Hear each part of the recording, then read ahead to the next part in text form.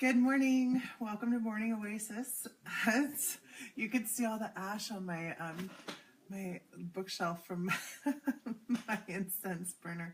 It's so funny. My son actually uses my iPad, right? He uses it for playing games and doing all this other crazy stuff. And I just realized, oh my God, is it charged? And I plugged it in and it's like 3% charged. So if I end up getting cut off and disappearing and it's plugged in, so it has to be all weirdly arranged. Good morning. So if I end up disappearing, I'll just have to do Morning Oasis from my phone today, which means the screen's really small, so I can't see your guys' comments. So today might be an awkward day. Just throwing that out there. Let's see. Okay, so I have Kristen for a card pull, but I don't have anyone else for the other two slots. So first come, first serve on that, you guys. Speak up if you want a card pull. Good morning, Laura. Morning, Shauna. Shauna and I were just talking. Shauna just got to hear all the new meditations. She was listening to them today, and we were talking about, what do we want to put on this as well, because there's meditations, but there's also going to be an outro and kind of like a little bit of instruction about what you can and can't do with these suggestions of ways you can use these meditations and take them into your life and be able to use them when you're in moments of triggered states and all of that stuff. Maria and Karen. Okay, got you guys. Good morning, Karen.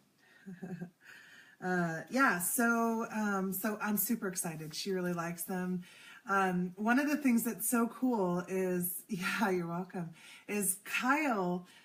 Oh yeah.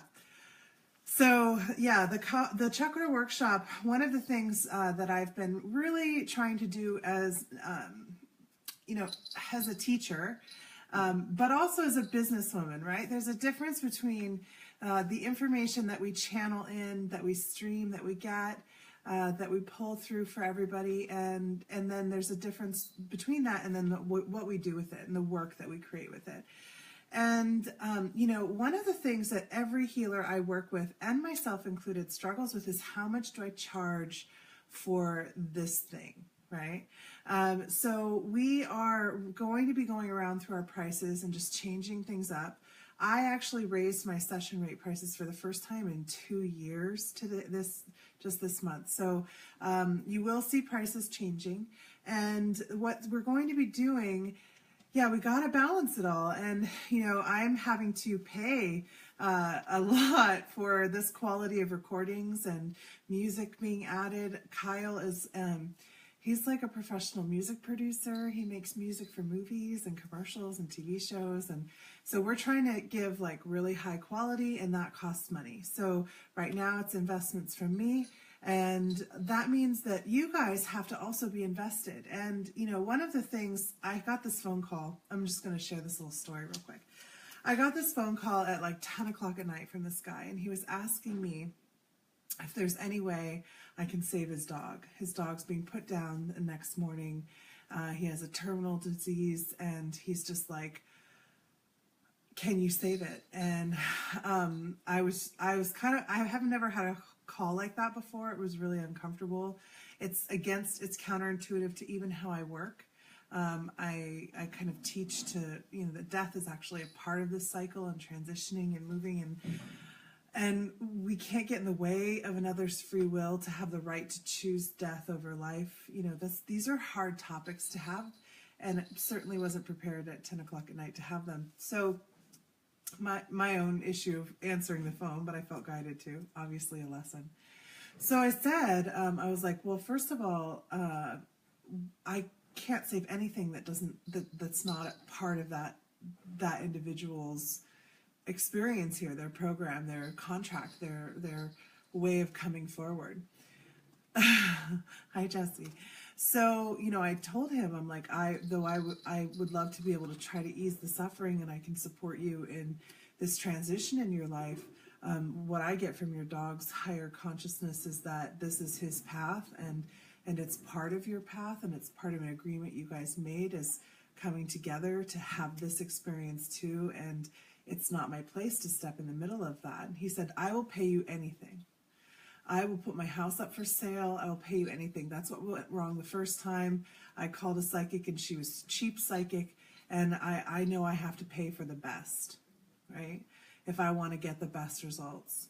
And so I was just kind of like, wow, okay, first of all, if I were to work on your dog, I would charge you no more than my normal session rate, maybe emergency session rate because it's 10 o'clock at night, but it would be a session. That would be it. And you would not have to sell your house for that, you know.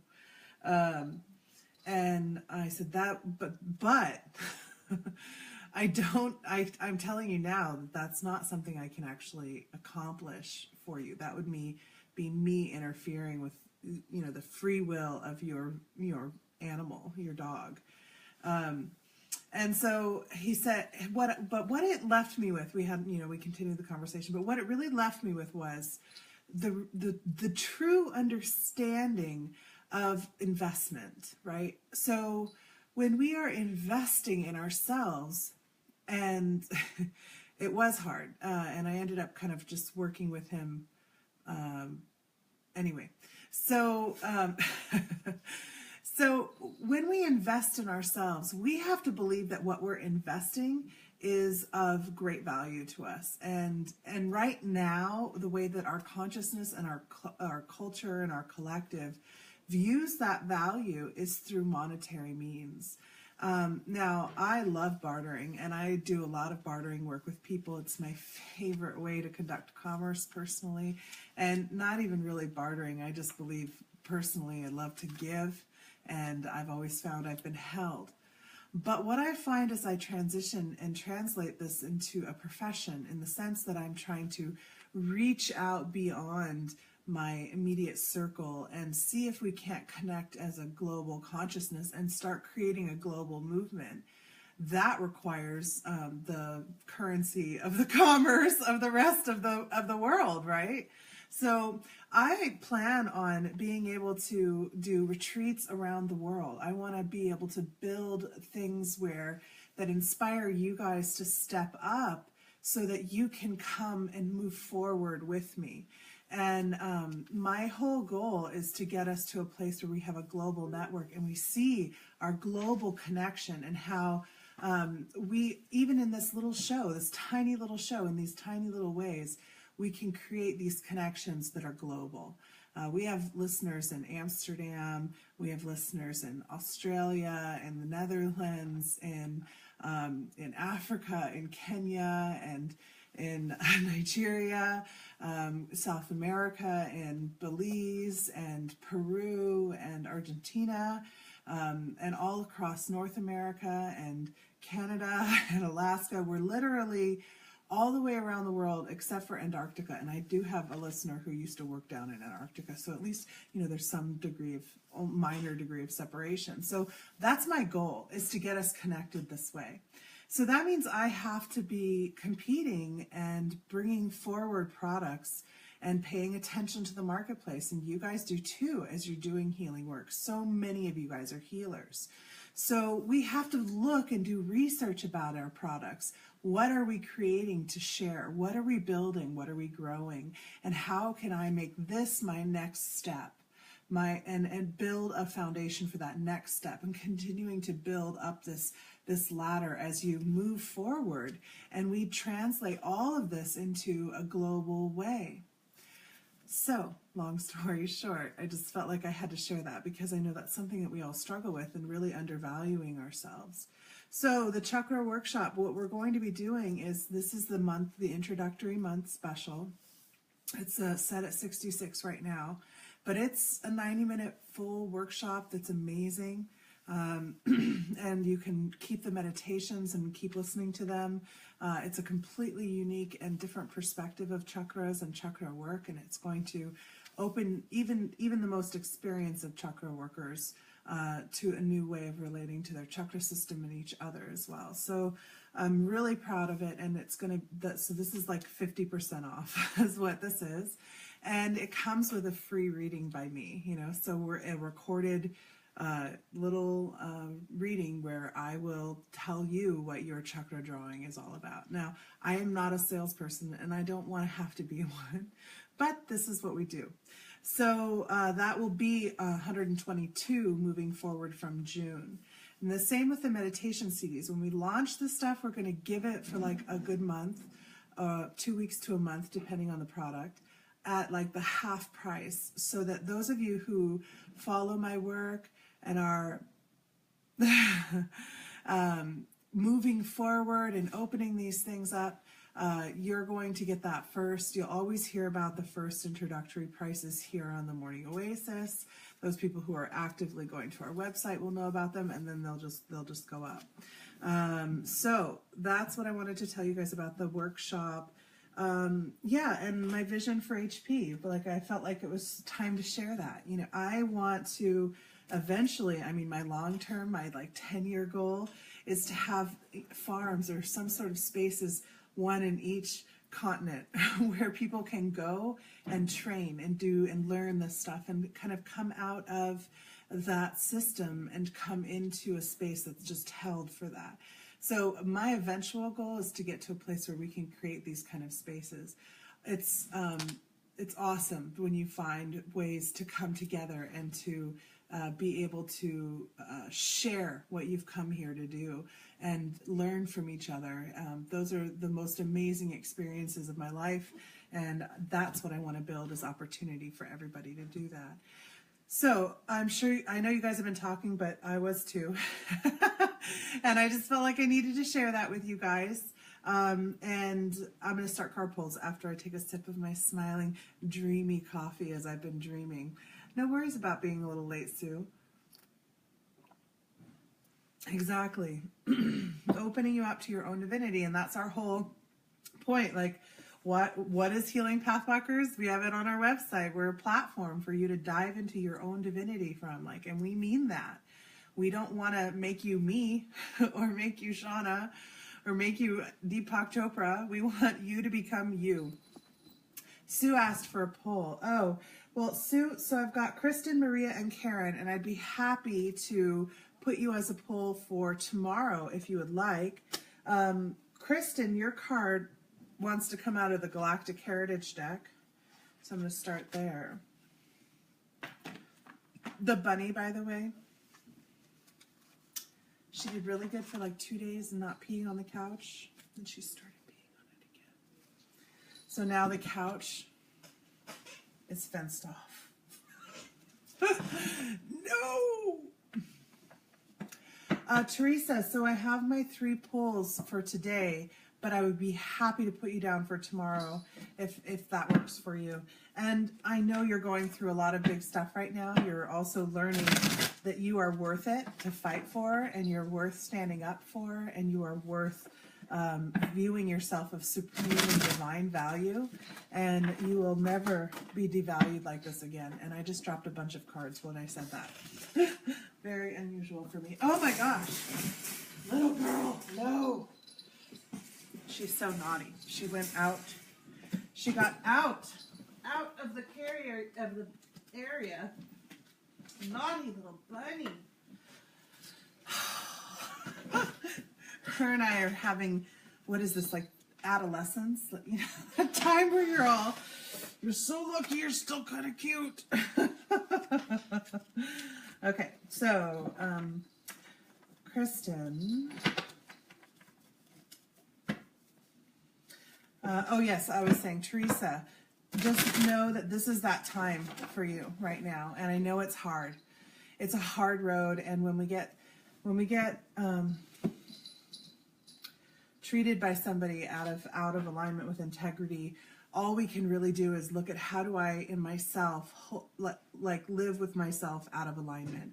Like, how often do I know something and I don't listen to it? Like, I need that rest, or I need that drink, or I need that food, or whatever it may be. You know, how often do I need that thing and I can't quite show up with it? So it's an important lesson for you right now, because it's time to be all done with that. So I'm just going to throw that out there. And Teresa is going through a lot right now. So, okay. All right. So Kristen, you got the Zeti reticuli, excuse me. Learning, thinking, card number 32, past. Yeah, rascally rabbit indeed. No! Naughty girl. Oh my gosh. She is so smart, you guys. I would put her away, but it would just take so long, and she was totally passed out before I started doing the show. I'll learn eventually. I'm hoping that she'll learn eventually. Okay, linear thinking. When beings stop themselves from feeling emotion, especially fear, and resort only to logic to navigate through reality, reality becomes very limited. New ideas that don't conform to the formula of linear thinking are rejected.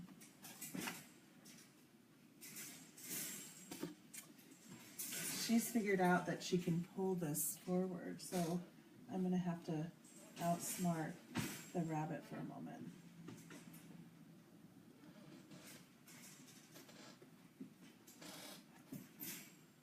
We'll see if it works. No, stop. No. Okay.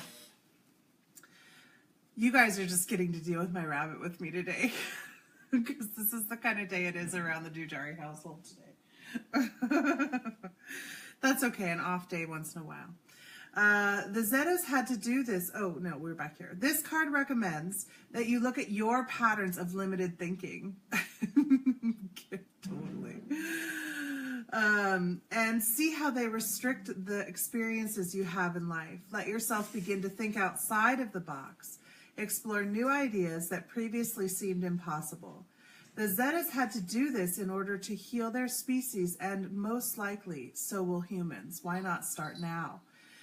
If you have not read the text card, no, we don't need to do that. This card refers to a specific aspect of the Zeta struggles of this area. Because the Zetas process, they had left in which to, hold on.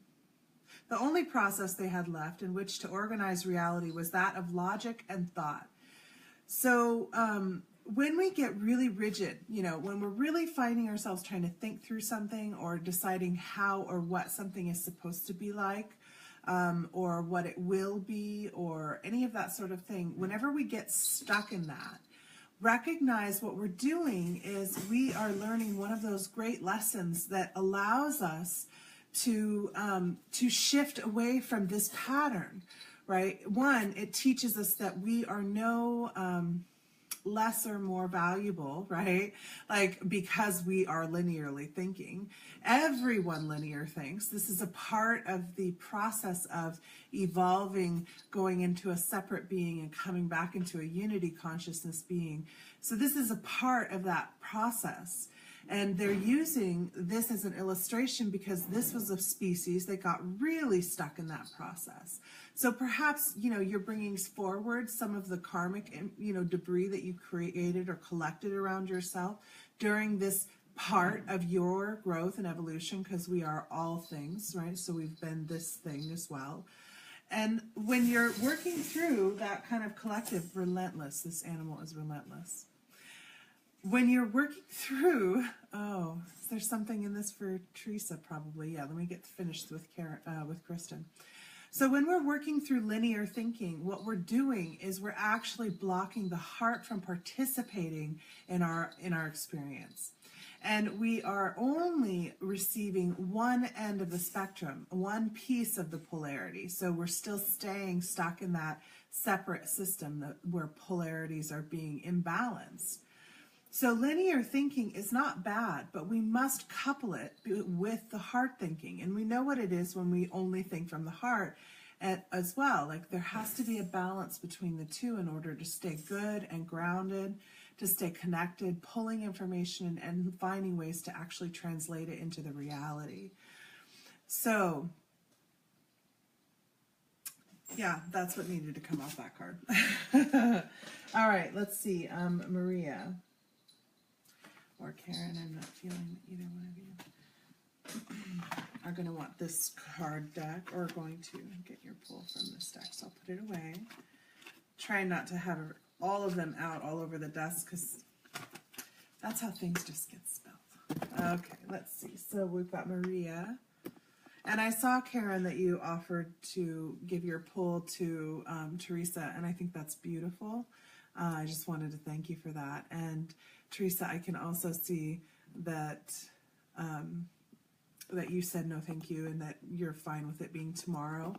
And also Shauna Smith is Smith, as you know, Teresa, because Teresa's kind of related to my family. Smith is one of my family names too. All right, so Maria, the Earth Oracle deck.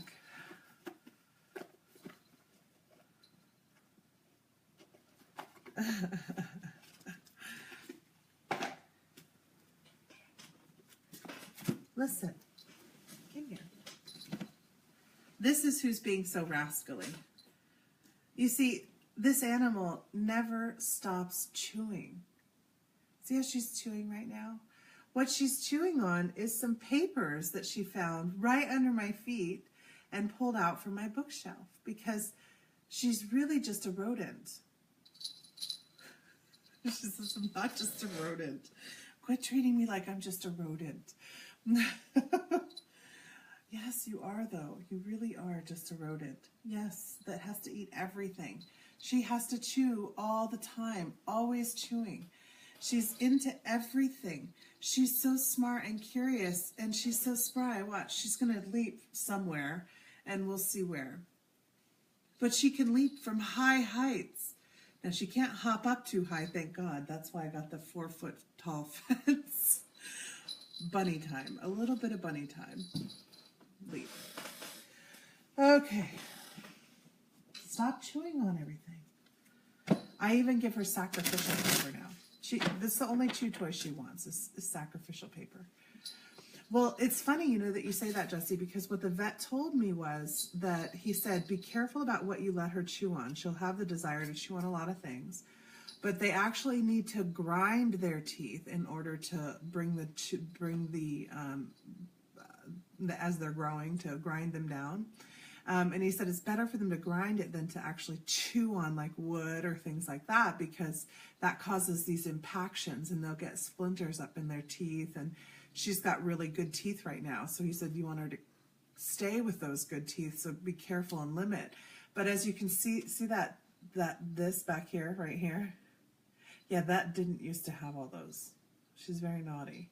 And my son, last night, when he came home from school, he left the gate open. And so she went right upstairs to our bedroom, went right to my husband's MP3 player that he keeps on the floor in a little bag, and ate his headphone cords.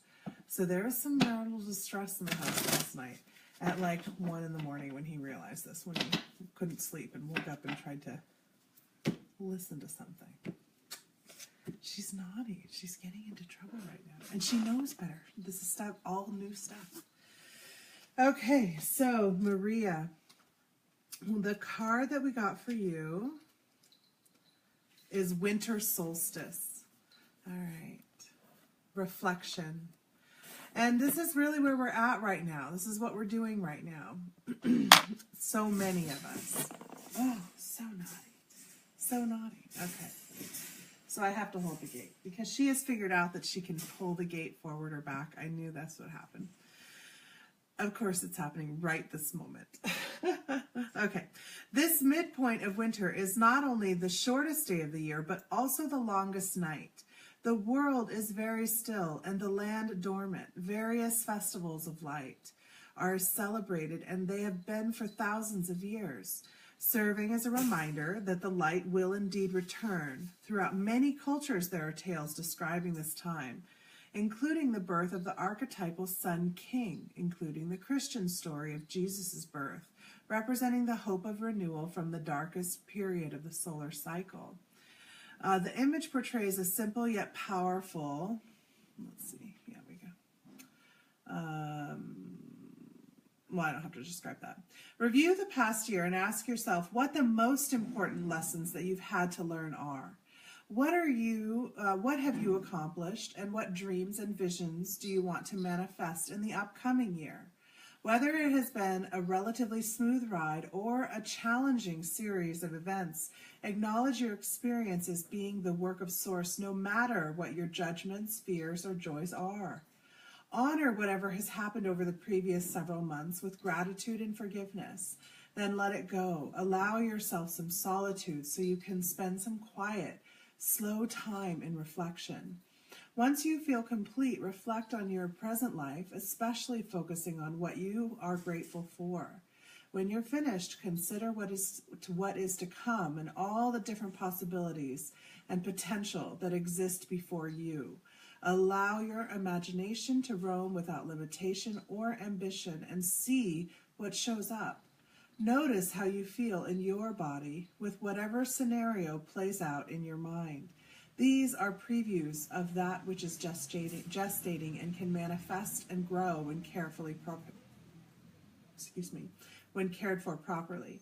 Patience and stillness is called for here, just as the earth cycles have their own pace, so does this cycle. So it sounds like you're really coming to this end of an old cycle. And what I'm feeling a sense of is you're really shifting your business and your practice and how you're planning on showing up with it in the future and how you want to move forward. You're trying to figure that out right now. And so they're asking you, review, what did you love about last year? What brought you joy? What brought you gratitude? What brought growth and what didn't? And really start to look at these things in the perspective of, what do I want moving forward? And I'm in that same exact space right now. So that's what I'm getting on that. As the leaf blowers come in, blow out the debris, the old beliefs about lack and smallness and bigness and need and all of those things. Okay, so last card pulls Karen.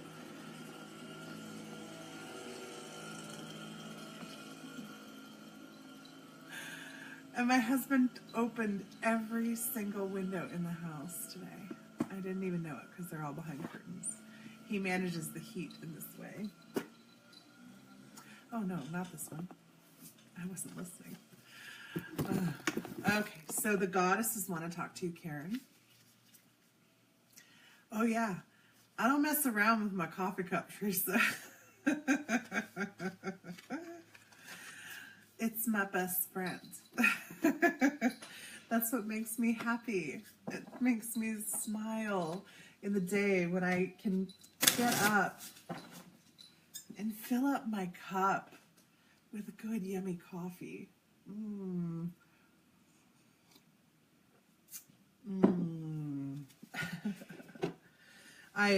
At the Indian grocery store, they have a lot of great chai teas as well. So last night I had a cup of chai. A big old cup of chai, and it was so yummy with the pad thai that I made. Okay, pad thai is not as hard to make as I thought, you guys. Look up a recipe. It's super easy and good. Yummy at home. Yummy. Okay. Karen. Oh, this is the same one we just got her.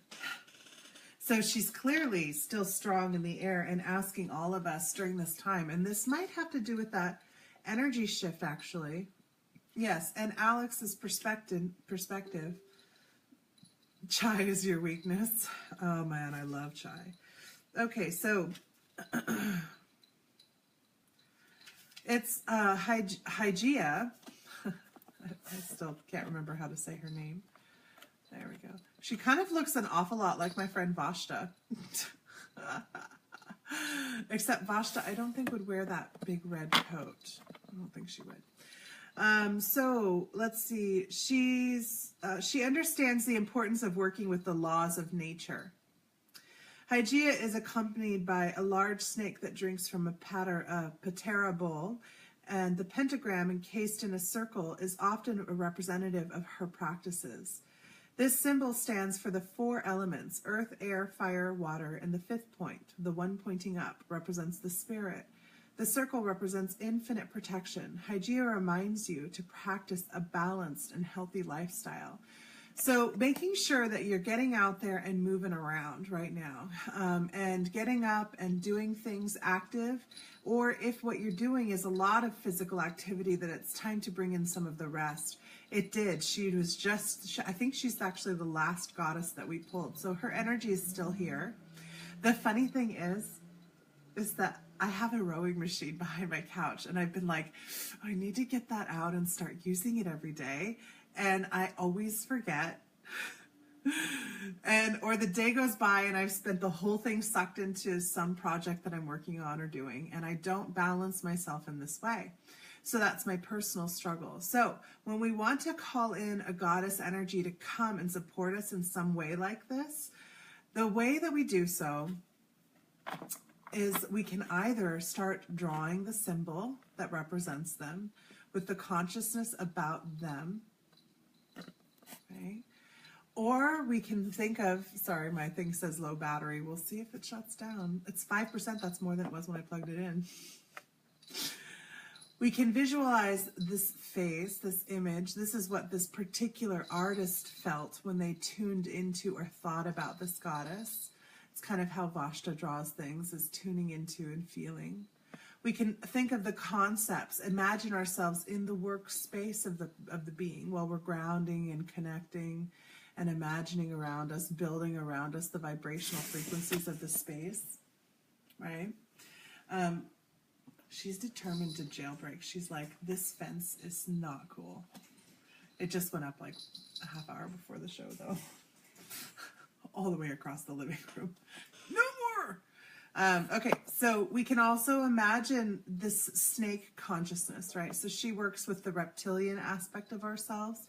The Nagas are an ancient being race that have been with us for a long time, and in many, many cultures, they were supportive and teaching and helped us understand and relate to things. They helped us to understand our reptilian DNA. So very powerful energies there. Okay, so Karen, that one was for you.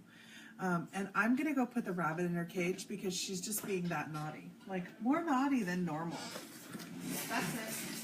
No, that's it. I'm sorry. I tried to let you be a house and a part of it all, and I know how much you hate being put back in here. Come here, I'm taking off this color. Don't want to hear this all day. Super naughty little girl.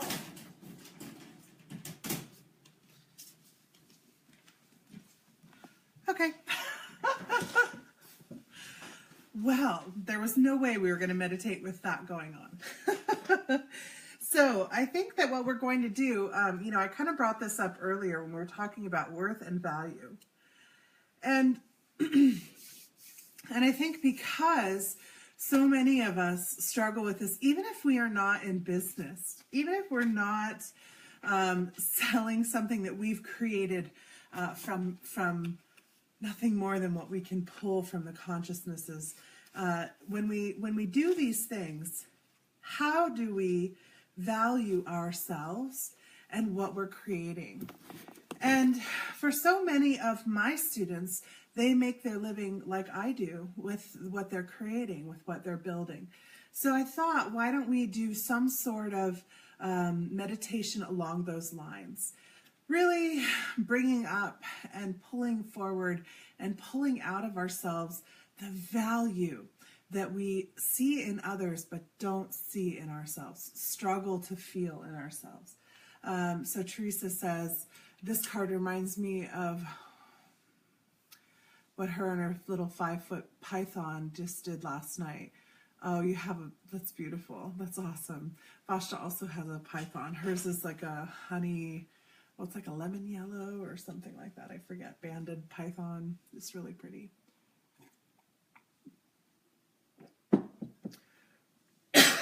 Okay. So we're going to use this same stone again. This is a stone that's creating, that has a quartz crystal growing inside of it. And I love this energy. I think it's great because it's grounded. It's grounded in the heart of Earth's lava rock. This is actually a type of like quartzite, the main stone. That is a stone that has like a ringing sound to it. It's the component that builds up most of our planet, actually. So I love working with it because it feels like creation energy to me. And what I want you guys to do is during this meditation piece, I'm going to just intro it for a few moments and then we'll jump in and start meditating. I want you guys to start thinking about, let me feel this out for 1 second. Yeah, okay. I want you to start to think about something that somebody else created that is amazing, that like you couldn't imagine your life without. So for instance, I think it's pretty amazing that humans created something like a laptop, this little tiny computer that can be carried around, or even the phone. Technology is a pretty amazing creation when we really think about all the layers upon which it was built and it came into take. So I'm thinking gratitude about technology. I'm also thinking gratitude about things, people that create things that are not for any reason other than beauty and joy and alignment. So for instance, this was made in Mexico by this man, a silversmith, clearly. It's a pua shell. It's one of my bangle bracelets. And the detail and the craftsmanship and the level of attention that he put in every aspect of this bracelet all the way through blows my mind. It just makes me feel so grateful for this creation. And I love to wear this. I wear this when I go out at night to go to special functions or things like that. So I can think about things in those ways. I can also think about something that people created, like an archetype, like a godlike energy, right? That we view as holding all this ability or frequency or function. And just so grateful that humans can think in terms of having an archetypal God energy. There's gratitude that we can have for all kinds of creations. We can think about the big creation, this earth, this physical manifestation. Or we can think about our own creations that we're so grateful that we've come up with, that we've built. But I want you to find something that you actually use in your day-to-day life that is a creation that you're full of gratitude for, that you didn't regret at all spending the money that you spent on it. It's like so worth it to you in every way. It served every purpose, every function. Why do I want you to think about something other than what you want and desire to create for yourself out of your energy and your own system? Because we always value what other people have done greater than our own. We put more investment. We're willing to give more and do more. And especially people who are like us, service-oriented. And I want you guys to feel that energy of, oh my God, I love that thing. And then bring it into the self just to have it resonate.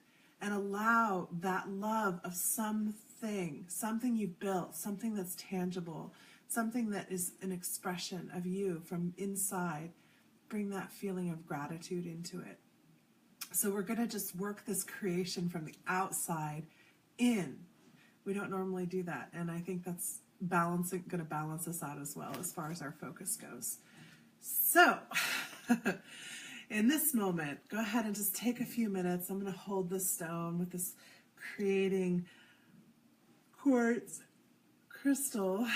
We're going to just take a few moments to breathe in this present moment and exhale.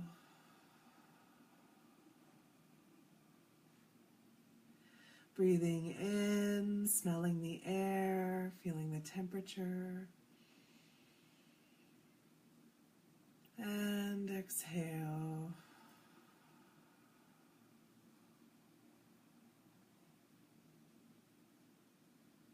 Breathing in, feeling the air going all the way into the chest as the whole body opens.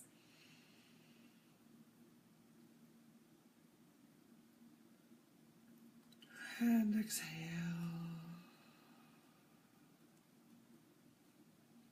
Let's feel our roots dropping and reaching down into Gaia as we invite Gaia to come inside of us and support our frequency in aligning ourselves with this whole creation, our planetary creation.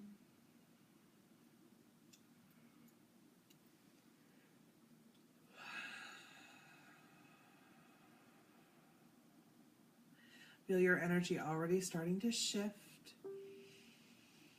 as you're taking that in.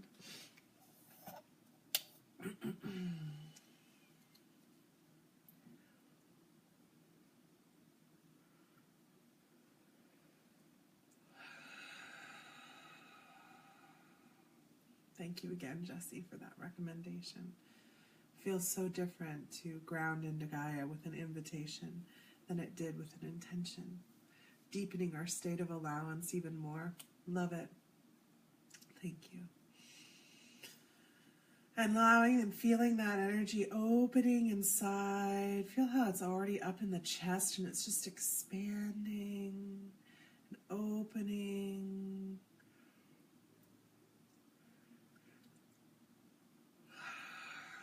As the crown opens. And when we create these invitation spaces, we find that they're already there when we show up to say, hey, you want to come in? So feel how Source is already up there, and invite Source energy to come down and in. And invite Source to help realign you even more with that whole self that you came here to be in this expression, at this time, in this space, in the continuum. Breathing in. Shifting and upgrading in your energy as this consciousness comes down.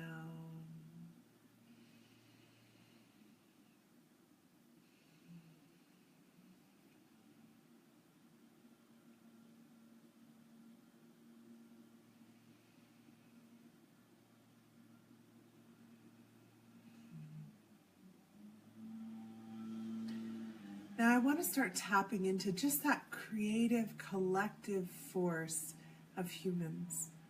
We are amazing creatures of creation. We make so many different kinds of things. We make tools that make our lives easier, right? Like the dude who used to have to rake all the time loves the leaf blower. He is so grateful that he doesn't have to rake anymore. I love the washing machine. I'm so grateful for that invention. And I love the steps that it had to take to get there, because I am so grateful I don't have to beat my clothes on a rock in a river and then hang them in the sun and wait for them to dry, because I love my dryer for those reasons. So grateful. What else are we grateful for? Just in our day-to-day lives, the simple things that we forget. Super grateful for that Roomba back there. I don't have to sweep anymore. Just clean out the corners, clean out the edges. Ooh, there's the leaf blower coming again. Let that leaf blower energy blow out any of these ideas that this isn't of enough value, or maybe it broke on me, or maybe I should have to do more physical work. Whatever. Just let those thoughts and beliefs also get blown out and away.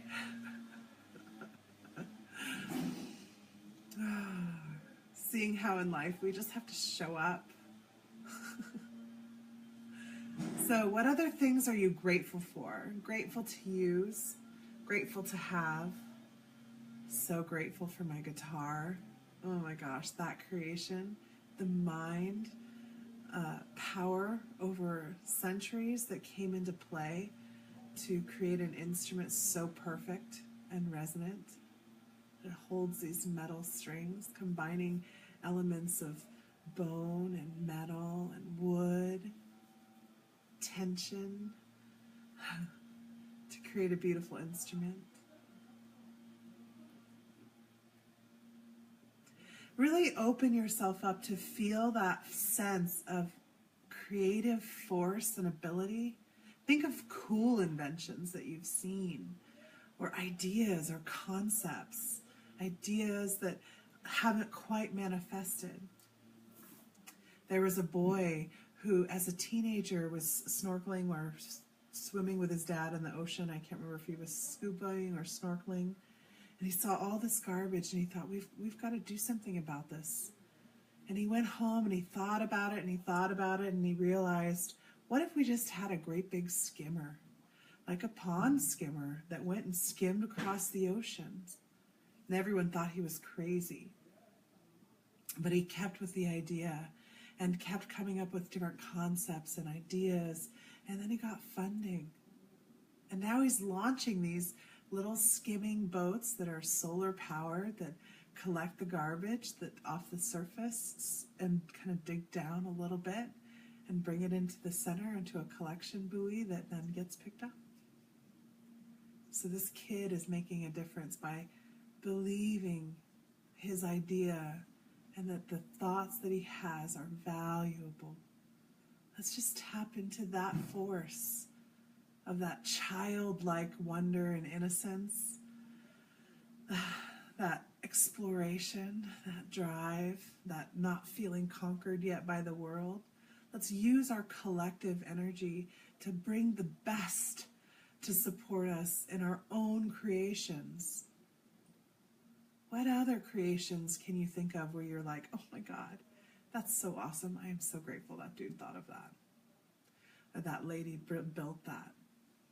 So grateful that she came up with that concept, that design. Some of our greatest inventions come from the minds of the least expected.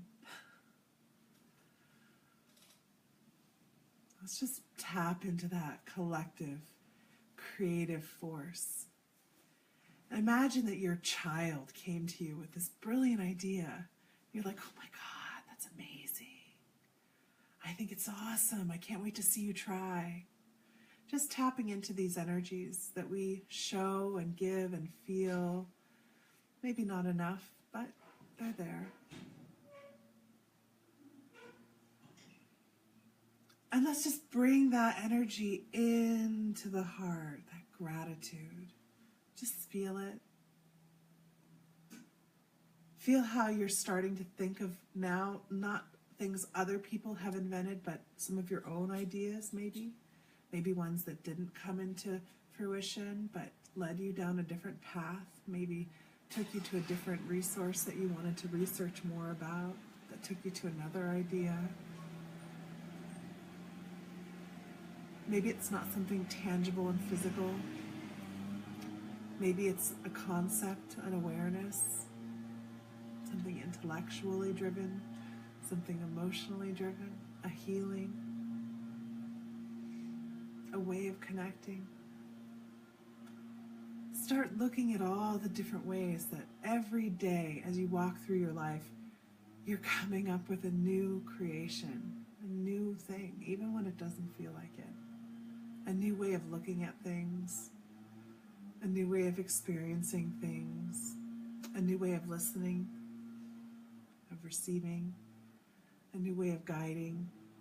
And sometimes maybe the new way is just a new way of not doing, having the pause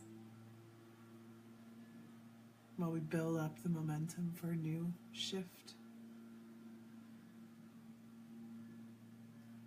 Now I want you to start to think about what happens when you decide, I think I want to do it. I think I want to make that. I think I want to go there. I think I do want this dream. Let yourself start down that imaginary road of creation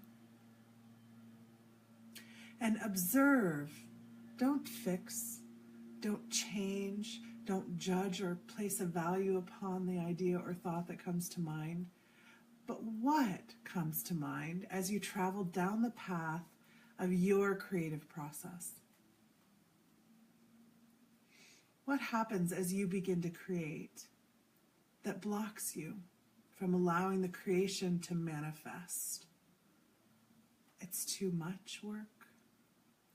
No one will want to buy it. No one will see the effort I put in. No one will value it as much as I do. People will question why I think I have the right to make it, my ability. What else? There's so many parts. I have to be so responsible. I have to grow up. What if it works? What if it doesn't? What if I waste my time and lose my money? What are all the different thoughts that come up as you consider and travel down your road of your creative path, what you came here to create? What happens to you?